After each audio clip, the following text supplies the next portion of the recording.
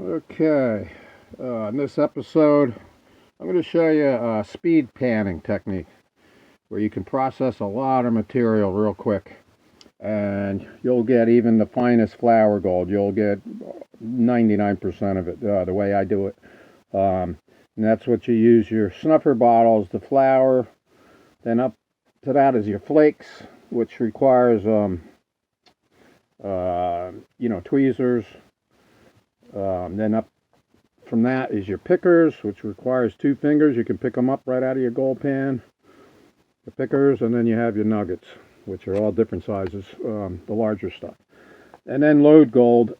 This is a piece of load gold that I found in North Carolina, and it was a quartz vein coming up to the surface at about a 45-degree angle. And you could see the gold in there. So when you classify your material, if you're in an area where there's mines and there might be load gold in the tailing piles, you definitely want to be looking closely. I found 3 pieces, like I said, in North Carolina, where a vein was actually exposed, and I was allowed to go in and dig on it. And this is one of the quartz specimens. The other one's about that size that I crushed open, and there was a lot of gold inside. You can see it there. Mixed in with the quartz, you can see all that gold was inside. So it's difficult to say how much gold is actually in here. You're just seeing a little bit on the surface, but this vein was very rich. So anyway, let me show you my technique. I'll pick out, this is basically a piece of flour. Let me just put it in my finger here. Very small. Okay, and that's a really tiny piece of gold. I'm going to stick that in the gold pan and speed pan to recover it. If you can recover tiny pieces like that, speed panning, you're doing something right. Okay. My technique, I also put in a lot more dirt than most people. Most people just use do one scoop, in their pan. I do four scoops. 3, 4. Okay, let's see. Okay, there it is. Okay, dropping it right on top. If you can see it or not, somewhere in there. I can't see it anymore.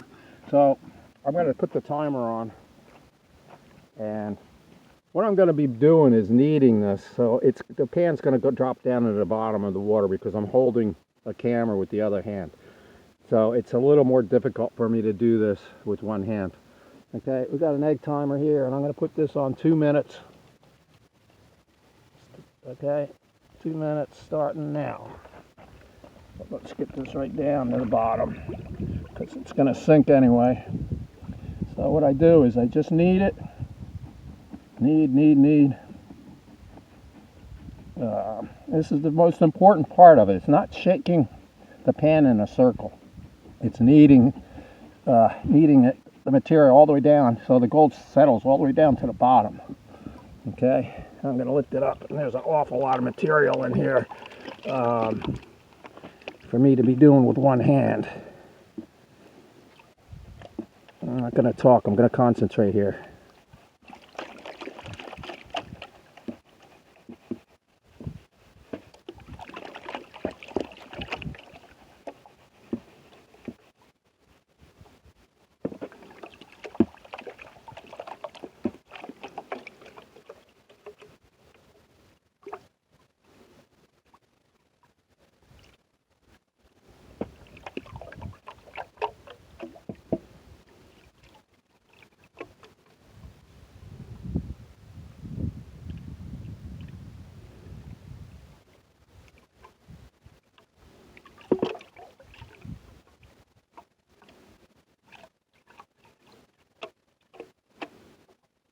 Okay, there it is.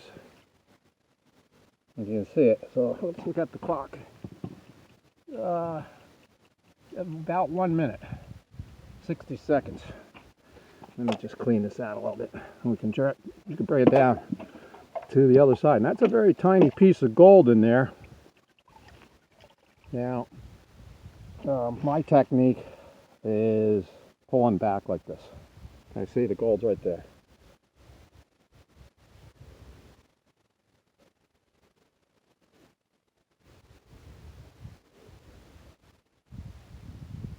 Yeah.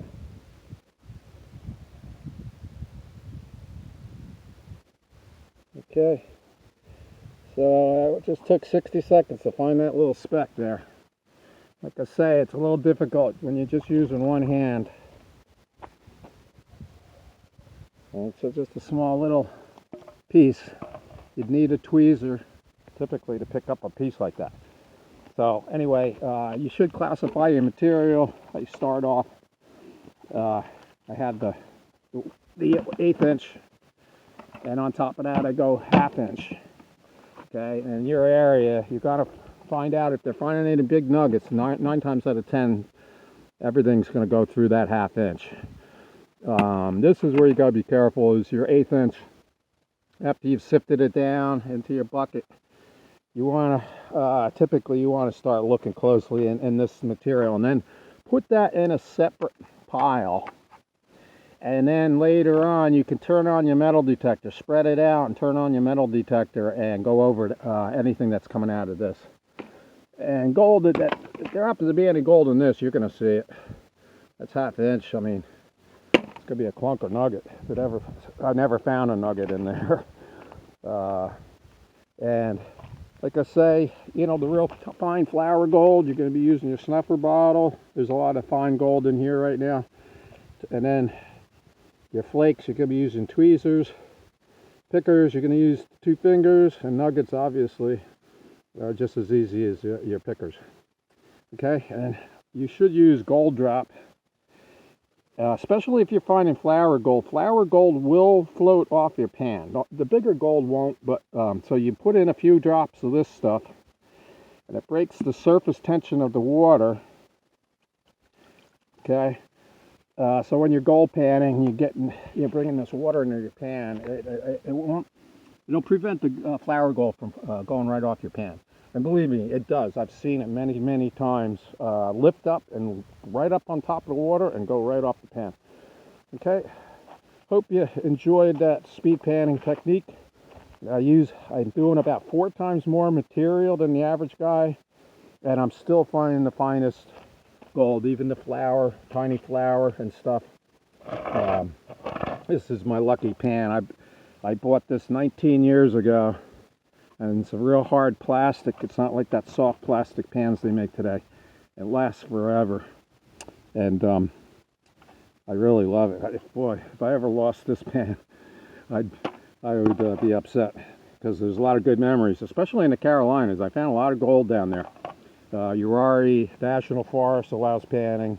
You can go into the streams down there, and there's some gold mines that allow you to pan. So anyway, I thought you'd like to see that episode. And this is Eagle Eric signing off.